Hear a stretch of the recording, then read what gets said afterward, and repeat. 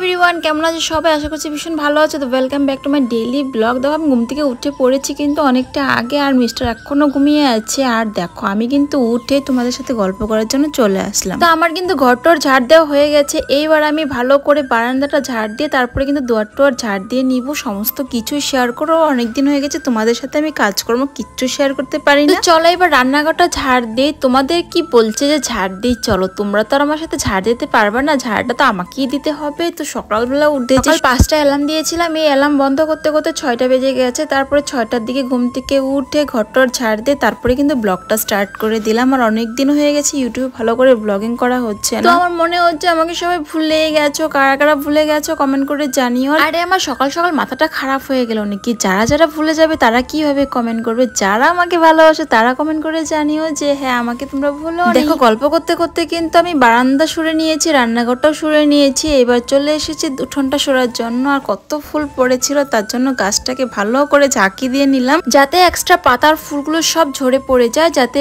পরে না দুয়ারটা খিচ হয়।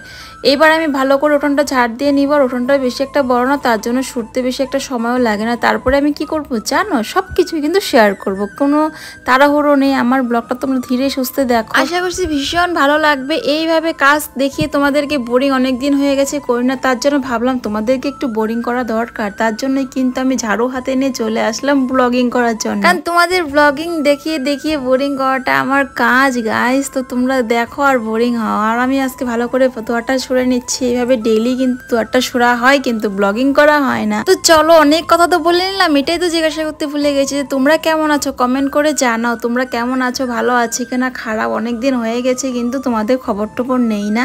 আর অনেক বাসন জমেছিল, সেগুলো এবার ধুয়ে নিব। রাত্রে আমি খাওয়া দাওয়া করার পরে আলসি লেগে যায়, রান্না করে খাওয়া দাওয়া করে আর মনে হয় না যে ধুয়ে তারপরে ঘুমাই, কারণ আমার খাওয়া দাওয়ার পর প্রচণ্ড ঘুম পেয়ে যায়, তারপরে আমি ঘুমিয়ে পড়ি।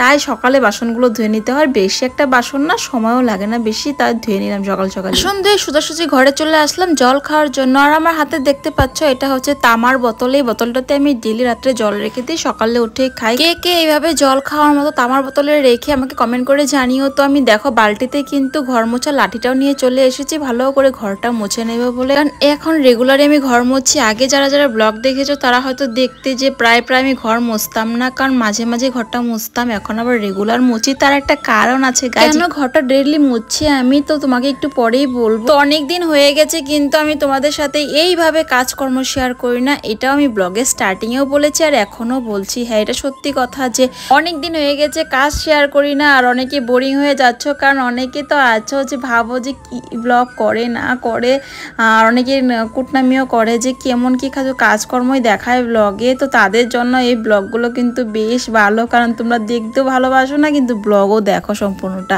তো যারা যারা ভালোবাসো তা তো দেখবেই। তারপরে দেখো আমি স্নান করে চলে এসেছি, আর মিস্টারও উঠে পড়েছে।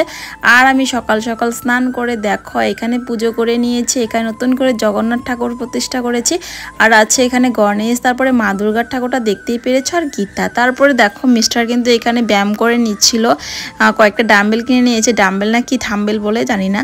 তারপরে দেখো আমি দৌড়ে চলে আসলাম রান্নাঘরে, কারণ ওর জন্য ভাত বসিয়েছি আর সেটা ভাতে ছিটি পড়ে গেছে। তো ভাতটা নামিয়ে তারপরে কিন্তু আমি চলে যাব গীতা পাঠ করার জন্য। আমি যে তখন বললাম যে ডেইলি ঘর মুছি, তার কারণ এইটাই, আমি সকাল সকাল ডেইলি গীতা পাঠ করি। তো গীতা পাঠ করতে গেলে তো ঘরটা একটু পরিষ্কার করে রাখতে হয় আর শুদ্ধ কাপড়ে পরতে হয়। তারপরে দেখো গীতা পাঠ করে কিন্তু আমি একটু নাম জপ করে নিচ্ছি। এগুলো না করলে গায়ে সত্যি সকালটাই সুন্দর কাটে, আর সকালটা যদি সুন্দর কাটে তাহলে কিন্তু সারাটা দিনই তোমাদের ভালো কাটবে।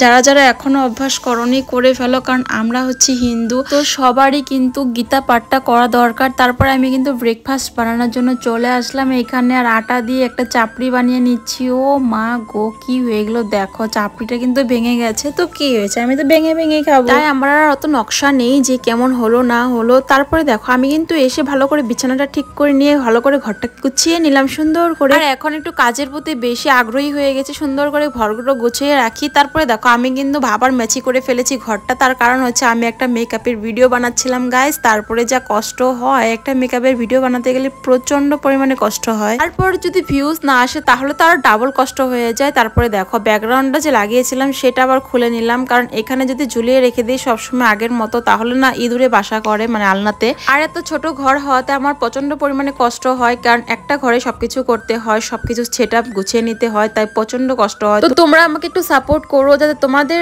আশীর্বাদে বা তোমাদের সাপোর্টে আমি একটা সুন্দর করে আমার নিজের বাড়ি করতে পারি। তারপরে আমি ওইখানে সুন্দর করে একটা ছোট্ট একটা নিজের রুম বানাতে পারি, যেখানে আমার সবকিছু থাকবে, মানে সেটআপ, তারপরে মেকআপের সবকিছু। এই দেখো গল্প করতে করতে কিন্তু বলতে ভুলেই গেলাম যে আমাকে মনে একটু এসে ফেসিয়াল করে দিল। অনেকদিন হয়ে গেছে আমি স্কিনটার কোনো যত্ন করছিলাম না বলে, আর মেকআপ করতে করতে স্কিনটা তো খারাপ হয়ে যায় সবাই জানো। তারপর ফেসিয়ালটা করে আমার অনেকগুলো কাপড় ধুয়ে নিলাম, কাপড় টাপড় ধুয়ে খাওয়া দাওয়া করে একটু শুয়েছিলাম। এই দেখো ফট করে উঠে পড়লাম। উঠার কারণ হচ্ছে আবার বাড়িতে যাবো, বাড়িতে গিয়ে আজকে একটু গীতা পাঠ করবো। মাকে বলেছি যে আজকে একটু বাড়ি যাবো, গিয়ে গীতা পাঠ করবো। বলতে বলতে চলেও আসলাম, আর এসে গীতা পড়া স্টার্ট করে দিলাম। আর মানে বাড়িতে পড়া কিন্তু অনেক ভালো, মানে যে কোনো বাড়িতে গীতা পাঠ করাটা কিন্তু অনেক ভালো, কারণ যেখানে গীতা পাঠ হয় সেখানে কিন্তু ভগবান বাস করে। গীতা পড়ে বাড়িতেও চলে আসলাম। এসে দেখি মিস্টার ব্যায়াম করছিল, মানে জিম করছিল। জিম তো না, আমাদের বাড়িতে ডাম্বেল মারে, ডাম্বেল দিয়ে ব্যায়াম করতে থাকে। তো আর জিমে যাওয়ার হয় না, তাই বাড়িতেই কিনে নিয়েছে। তারপরে আমিও বললাম যে চলো আমাকে একটু দাও, আমি একটু করে একদিন একটু বডি বানিয়ে নিই। আমি কিন্তু ওয়েট উঠাতে পারি না, আমি তাও ট্রাই করবো, ভেবেছি যে ওর মতো একটু করার চেষ্টা করবো, একটার ওয়েট 4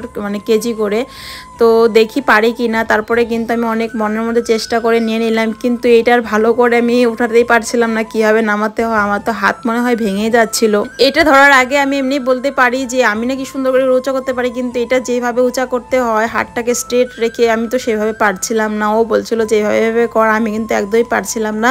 আমার হাতটা মনে হচ্ছিল যে ছিঁড়েই যাবে, কারণ আমি একদম ওয়েট উঠাতে পারি না। আমার শরীরটা একদম মমের মতো একদম দুর্বল। আর সাইড থেকেও দাঁড়িয়ে দাঁড়িয়ে শিখিয়ে দিচ্ছিল যে এইভাবে স্ট্রেট থেকে তারপরে কিন্তু এটা ওঠাতে হয়। ও আমাকে দেখিয়ে দিচ্ছিল, আর ও দেখো কিভাবে ফট করে উঠিয়ে ফেলে। আমি তো পারছিলামই না ওর মতো করে, তবু আমি চেষ্টা করে যাচ্ছিলাম। পরে ভাবলাম না, বেশি চেষ্টা করতে গেলে আমার আবার কোমরটা নষ্ট হয়ে যাবে, মানে কোমরের প্রবলেমটা বেড়ে যাবে।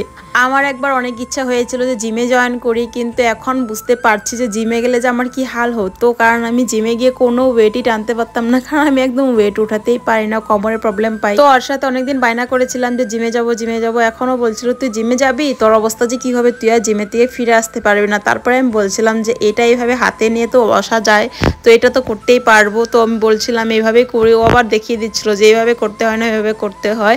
তারপরে কিন্তু অনেক হাসাহাসি হচ্ছিল এখানে। তো চলো আজকের ব্লগটা আমি ভাবছি এখানেই রাখবো, কারণ দেখো কথা বলতে বলতে আর আমি ব্যায়াম করতে করতে একদমই হরান হয়ে গেছি। তো আর আমার কথা বলার একদমই ইচ্ছে নেই। তো চলো আজকের ব্লগটা যদি তোমাদের ভালো লেগে থাকে লাইক কমেন্ট শেয়ার করতে একদমই ভুলো না। আর আমার চ্যানেলে যদি কেউ নতুন এসে থাকো চ্যানেলটি সাবস্ক্রাইব করে দিও, আর আগের মতো সাপোর্ট করো, আগের মতো ভালোবাসা দিও। বাই, দেখা হচ্ছে নেক্সট ব্লগে। টাটা। বিষয়ে